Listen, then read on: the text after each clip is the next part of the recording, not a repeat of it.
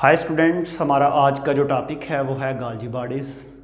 तो गाल्जी बॉडीज़ के अंदर हम तीन चीज़ों के बारे में जो है वो डिस्कस करेंगे। सबसे पहले हम गाल्जी बॉडीज़ का इंट्रोडक्शन देखेंगे। इंट्रोडक्शन के बाद हम जो है गाल्जी बॉडीज़ के फेस जो हैं उनकी स्टडी करेंगे और लास्ट पे हम गाल्जी बॉडीज़ के फंक्शंस को देखेंगे। तो फिर हम अपना जो है टॉपिक उसको वाइंड अप करेंगे। जी, सबसे पहले जो गाल्जी बॉडीज़ है इसको अगर आप देखें तो इसको एनिमल की बॉडी के अंदर हम गाल्जी बॉडीज़ या गाल्जी ऑपरेटस भी कहते हैं, और प्लांट्स की बॉडी के अंदर हम डिक्टायोसोम का वर्ड यूज़ करते हैं। स्पेशली ये जो बोटैनी है इसके अंदर हम इसको डिक्टायोसोम का वर्ड यूज़ करेंगे, और इसको जो है आम जनरल जो है वो गाल्जी बॉडीज़ का या गाल्जी ऑपरेटस का वर्ड यूज़ किया जाता है। पहला क्वेश्चन ये है कि इसको गाल्जी ऑपरेटस कहते क्यों हैं। 1898 में कैमिलो गाल्जी एक साइंटिस्ट था जिसने फर्स्ट टाइम गाल्जी ऑपरेटस को डिस्कवर्ड किया। जब उसने गाल्जी ऑपरेटस को डिस्कवर्ड किया तो उसने अपने नेम पे इसी का नेम रखा और इसका नेम रख दिया गाल्जी ऑपरेटस। जब भी गाल्जी ऑपरेटस को आपने स्टार्ट करना है या ये लेक्चर जो है आप सुन रहे हैं, तो इससे पहले हमारा जो प्रीवियस लेक्चर था जिसका नेम था एंडोप्लाज्मिक रेटिकुलम, उसको एक दफ़ा ज़रूर देख लें, क्योंकि एंडोप्लाज्मिक रेटिकुलम और गाल्जी बॉडीज़ जो हैं ये दोनों मिलकर काम करते हैं। ये दोनों इंटरकनेक्टेड हैं और इंटरडिपेंडेंट हैं। ठीक है जी। इसको समझने के लिए मैं आपको ये सेल की ज़रा थोड़ा सा ओवरव्यू बताता हूँ कि मेरे पास ना तीन सेल्स हैं। ये एक सेल है, सेल नंबर 1, और उसके बाद सेल नंबर 2, और उसके बाद सेल नंबर 3। जो सेंटर ये दोनों सेल जो है साइडों वाले ये मैंने आधे आधे शो किए हुए हैं। जो सेंटर वाला सेल जो है ये कंप्लीट है। ज़रा गौर से ज़रा आपने देखना है इस डायग्राम को। मैं इस सेल की जब बात करूं तो इस सेल के सेंटर में यहाँ पे ये रेड कलर का जो मैंने लाइन सी लगाई हुई है ये है न्यूक्लियस। न्यूक्लियस के दोनों साइडों पे एंडोप्लाज्मिक रेटिकुलम है, जो हमारा प्रीवियस लेक्चर था। एंडोप्लाज्मिक रेटिकुलम को हम दो पार्ट में डिवाइड करते हैं। दो तरह का होता है, एक को स्मूथ एंडोप्लाज्मिक रेटिकुलम कहते हैं और दूसरे को रफ एंडोप्लाज्मिक रेटिकुलम कहते हैं। जब भी आप एंडोप्लाज्मिक रेटिकुलम की बात करते हैं तो जो स्मूथ एंडोप्लाज्मिक रेटिकुलम है, स्मूथ एंडोप्लाज्मिक रेटिकुलम से आपने देखे थे कि छोटे छोटे ग्रैन्यूल जो हैं वो बर्ड ऑफ होते रहते हैं। छोटे छोटे वेजिकल जो हैं वो स्मूथ एंडोप्लाज्मिक रेटिकुलम से टूटते हैं और टूट के जो है वो साइटोप्लाज्म के अंदर डिस्पर्स होते रहते हैं। ठीक है जी। ये जो यहाँ पे आपको नज़र आ रहा है कि यहाँ से ये छोटा सा वेजिकल जो है वो यहाँ से निकला और साइटोप्लाज्म के अंदर, ये सारे का सारा रीजन साइटोप्लाज्म है, वो साइटोप्लाज्म के अंदर है। अब यहाँ पे एक चीज़ मैं आपको बताऊं कि इस वेजिकल के अंदर क्या हो सकता है। इस वेजिकल के अंदर है जी प्रोटीन। आपके जहन में ये ज़रूर आया होगा कि वो प्रोटीन आई कहाँ से, क्योंकि आपको पता है कि रफ एंडोप्लाज्मिक रेटिकुलम के ऊपर छोटे छोटे ग्रैन्यूल्स होते हैं जिसको हम कहते हैं राइबोसोम्स। उन राइबोसोम्स ने ये प्रोटीन की सिंथेसिस की है। प्रोटीन की सिंथेसिस करने के बाद वो जो ये वेजिकल है ये प्रोटीन को लेकर साइटोप्लाज्म में आ गया और साइटोप्लाज्म से ये जा रहा है गाल्जी कॉम्प्लेक्स के पास। ठीक है जी, गाल्जी ऑपरेटस के पास या गाल्जी बॉडीज़ के पास। अंडरस्टैंड।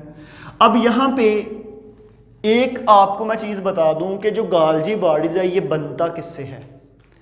जो स्मूथ एंडोप्लाज्मिक रेटिकुलम है ना, उससे जितने भी वेजिकल निकलते हैं, जो बर्ड ऑफ होते हैं वेजिकल, जब वो वेजिकल आपस में अरेंज होते जाते हैं तो अरेंज होकर वो स्टैक्स बनाते हैं, फ्लैटेंड स्टैक्स। वो स्टैक्स जो हैं वो बाद में सिस्टर्नी बन जाते हैं, और जब बहुत सी सिस्टर्नी आपस में मिलती हैं तो वो बन जाती है गाल्जी बॉडीज़।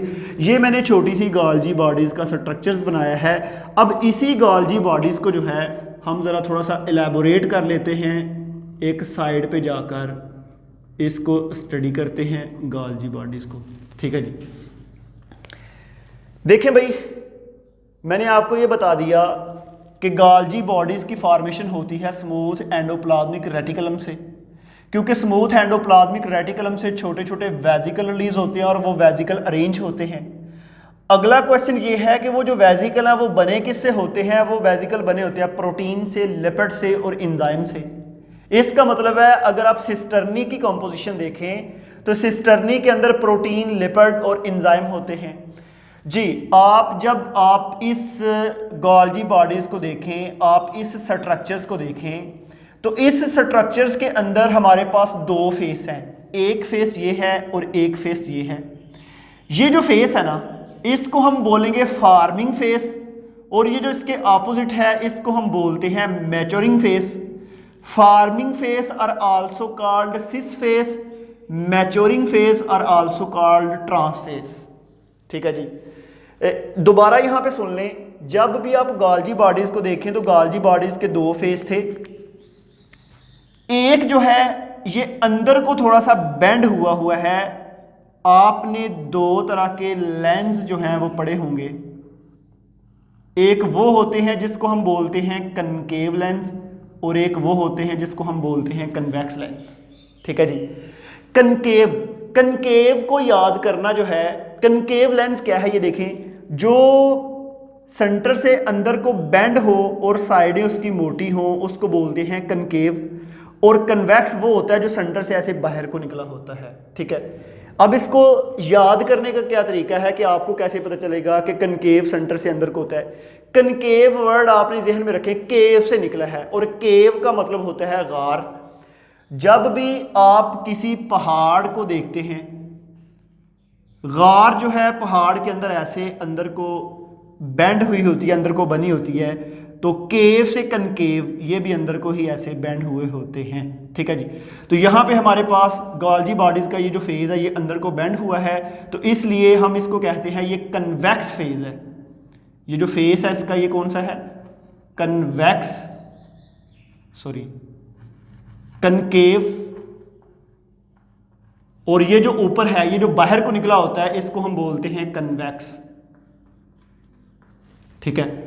अब तीन फिर नेम हो गया एक फेस के, कन्वेक्स फेस भी कहते हैं, फार्मिंग फेस भी कहते हैं और सिस फेस भी कहते हैं। इसी तरह उलट जो है इसको कनकेव फेस भी कहते हैं, मैच्योरिंग फेस भी कहते हैं, ट्रांस फेस भी कहते हैं। ठीक है। अच्छा जी, जब आप कन्वेक्स रीजन को देखते हैं तो इसको हम सिस फेज भी कहते हैं और इसको हम ट्रांस फेज भी कहते हैं। क्वेश्चन ये है कि क्या हम इसको सिस फेज नहीं कह सकते, ट्रांस उसको नहीं कह सकते? नहीं, सिस का मतलब होता है सेम और ट्रांस का मतलब होता है ऑपोजिट। मैंने पहले बताया कि जो गोल्जी बॉडीज की फॉर्मेशन होती है वो होती है एंडोप्लाज्मिक रेटिकुलम से। एंडोप्लाज्मिक रेटिकुलम के कौन सी टाइप से? स्मूथ एंडोप्लाज्मिक रेटिकुलम से। तो यहां पे जरा सुने, ये गोल्जी बॉडीज है, यहां पे स्मूथ एंडोप्लाज्मिक रेटिकुलम है। इसका जो हिस्सा स्मूथ एंडोप्लाज्मिक रेटिकुलम वाली साइड पे होगा उसको हम बोलेंगे सिस फेज। समझ आ गई है? ये जो है स्मूथ एंडोप्लाज्मिक रेटिकुलम वाली साइड पे है, इसको सिस, और जिसके ऑपोजिट होगा उसको ट्रांस फेज कहते हैं। एक चीज और याद रखनी है कि गोल्जी बॉडीज का जो सिस फेज है, इधर से नए वेजिकल जो हैं वो स्मूथ एंडोप्लाज्मिक रेटिकुलम से टूट कर आते जाते हैं, और इधर से जो है ये गोल्जी बॉडीज खत्म होता जाता है। इसका मतलब फिर ये हुआ कि गोल्जी बॉडीज एक ऐसी ऑर्गेनेलिज है, एक साइड से बनती जा रही है, दूसरी साइड से खत्म होती जा रही है, क्योंकि जितने भी वेजिकल स्मूथ एंडोप्लाज्मिक रेटिकुलम से टूट कर आकर इधर से ऐड होते जाएंगे, तो इधर से गोल्जी बॉडीज के वेजिकल टूट के आगे निकलते जाएंगे। गोल्जी बॉडी से जो वेजिकल निकल के आगे जाएंगे वो क्या होंगे? वो लाइसोसोम हो सकती है, पराक्सिसोम, ग्लाइऑक्सिसोम, इसके अलावा और बेशुमार पैकिंग्स जो हैं हम फंक्शन में बात करते हैं, वो सारी चीज़ें इसके अंदर शामिल हो जाती हैं। ठीक है जी। तो फिर इंट्रोडक्शन में डिस्कवरी भी मैंने आपको बता दी, मैंने सिस्टर्नी भी बता दी कि वो प्रोटीन, लिपिड और एंजाइम की बनी होती है। फेस में मैंने फार्मिंग फेज और मैच्योरिंग फेज भी बता दिया कि वो फार्मिंग जो है वो कौन सा है। फार्मिंग वो है जिधर से वेजिकल्स आ रहे हैं, मैच्योरिंग वो है जिधर से वेजिकल बन के निकल रहे हैं। फार्मिंग को ही हम कौन सा? सिस फेज भी कहते हैं। सिस क्यों? क्योंकि ये वाली साइड जो है वो स्मूथ एंडोप्लाज्मिक रेटिकुलम वाली साइड पे होती है और ये कन्वेक्स होता है। उसके बाद जो ट्रांस है ये चेंज होती रहती है, क्योंकि इधर से ये वाली वेजिकल है तो ये बन के जब निकल जाएगी तो ये सिस्टर्नी खत्म हो जाएगी, पीछे से नेक्स्ट आ जाएगी, ठीक है। इस तरह जो है हमारे पास ये मैकेनिज्म होता है। अब यहाँ पे ना एक थोड़ी सी मैं इंफॉर्मेटिव चीज़ आपको बता दूँ, ये ज़रा गौर से सुनना है। ये जो सिस्टर्नी है ना, इसकी ये वाली फार्मिंग फेज है, ये वाली मैच्योरिंग फेज है। ये वाली जो सिस्टर्नी है इसकी ये वाली फार्मिंग फेज है, ये वाली मैच्योरिंग है। ये वाली सिस्टर्नी जो है इसकी ये फार्मिंग है, ये मैच्योरिंग है। तो इसका मतलब फिर ये हुआ कि आप जो गाल्जी बॉडीज है आप उसमें ये नहीं कह सकते कि एक साइड जो है सिस है और दूसरी ट्रांस है। नो, हर सिस्टर्नी की एक साइड सिस है और दूसरी ट्रांस है, हर सिस्टर्नी की, ठीक है।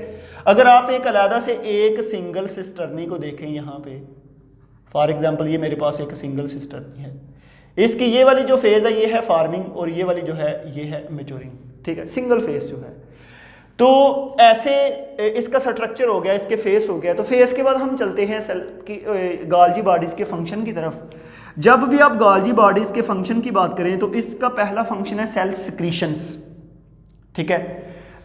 आपके पास ना यहाँ पे दो सेल्स हैं, ये दोनों सेल्स एडजेसेंट हैं। एक सेल से गाल्जी बॉडीज कुछ वेजिकल को पैक करती है, पैक करने के बाद वो वेजिकल सेल मेम्ब्रेन से बाहर आ जाते हैं। तो ये जो केमिकल सेल मेम्ब्रेन से बाहर आया है इसको हम बोलेंगे सेल सक्रीशन, और ये जो सेल सक्रीशन है ये बेसिकली करती ही गाल्जी बॉडीज है। इसके अलावा बहुत से ऐसे, जिस तरह इंसुलिन प्रोटीन है, अगर आप इंसुलिन प्रोटीन की बात करें, हम isolates of Langerhans and pancreas वगैरह की बात करें तो उसके अंदर बहुत सी जो इंसुलिन प्रोटीन जब बनेगी तो बनने के बाद आपको पता उसका काम सेल से बाहर है। जब वो सेल के बाहर आएगी तो उसको पैक करना, उसकी ट्रांसपोर्ट करना, उसकी सेल सक्रीशन करवाना, ये सारे का सारा काम ही गाल्जी बॉडीज का है, ठीक है जी। और प्रोटीन बनी कहाँ पे? रफ एंडोप्लाज्मिक रेटिकुलम पे। इसका मतलब फिर ये हुआ कि रफ एंडोप्लाज्मिक रेटिकुलम और गाल्जी बॉडी दोनों मिलके काम करते हैं, ये दोनों ही एक दूसरे के ऊपर डिपेंडेंट हैं। उसके बाद है राइबोसोम्स सिक्रीशन। मैंने ये पहले ही चीज बता दी कि राइबोसोम से सिक्रीशन किसकी होती है? प्रोटीन की। और प्रोटीन को पैक कौन करता है? गाल्जी बॉडीज, और गाल्जी बॉडी से फिर वो नेक्स्ट चली जाएगी। उसके बाद है पैक या पैकिंग, किसी चीज की पैकिंग करना।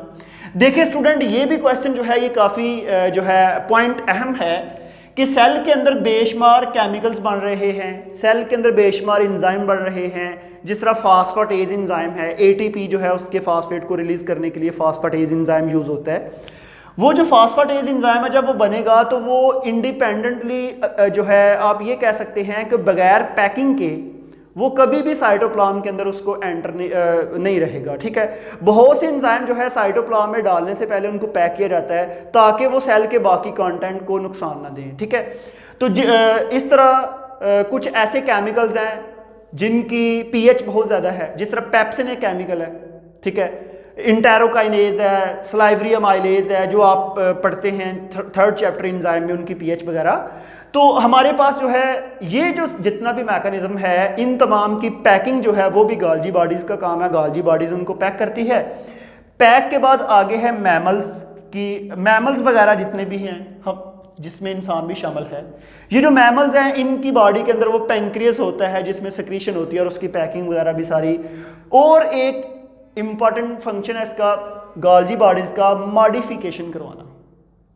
जब भी सेल के अंदर कार्बोहाइड्रेट बने, सेल के अंदर लिपिड बने, सेल के अंदर प्रोटीन बने, उनकी मॉडिफिकेशन जो है वो भी काम गाल्जी बॉडीज का है। ये क्या करेगी कि आपके पास ना एक कार्बोहाइड्रेट है जी, कार्बोहाइड्रेट्स है, या उसके बाद है जी लिपिड्स, इसके साथ है जी प्रोटीन।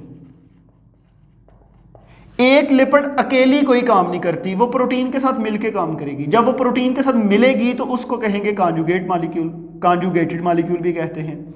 और जब लिपिड प्रोटीन के साथ मिलेगी तो इसको लिपोप्रोटीन कहेंगे। जब कार्बोहाइड्रेट प्रोटीन के साथ मिलेगी तो उसको ग्लाइकोप्रोटीन कहेंगे। और कार्बोहाइड्रेट जब लिपिड के साथ मिलेगी तो उसको ग्लाइकोलिपिड कहेंगे। ये जो मॉलिक्यूल के अंदर मॉडिफिकेशन है ये भी किसका काम है? गाल्जी बॉडीज का। कि इस फेज से, इसका जो फार्मिंग फेज है, यहाँ से कार्बोहाइड्रेट लिपिड एंटर हुए और एंटर होने के बाद उनको दोनों को मिला के इधर से जो है वो वेजिकल को निकाल दिया। ये आगे मैंने ब्लू कलर की सेल मेम्ब्रेन सी बनाई है और सेल मेम्ब्रेन से उसको बाहर एक्सपोर्ट कर दिया जाएगा। तो ये जो हमारा आज का टॉपिक था, इसमें गाल्जी बॉडीज़ का बेसिक सा फंक्शन, और इसमें कोई इतना जो है मुश्किल तो कुछ भी नहीं है। तो बेसिकली यहाँ पे अब हम एक चीज़ को डिस्कस कर लेते हैं लास्ट पे कि गोल्जी बॉडी से जो वेसिकल निकलते हैं क्या वो हम डिस्कस करेंगे अपने सिलेबस में। यस, लाइसोसोम्स, पेरोक्सिसोम, ग्लाइकोसोम, जो हमारा इसके बाद नेक्स्ट लेक्चर होगा। तो आज के लिए थैंक यू।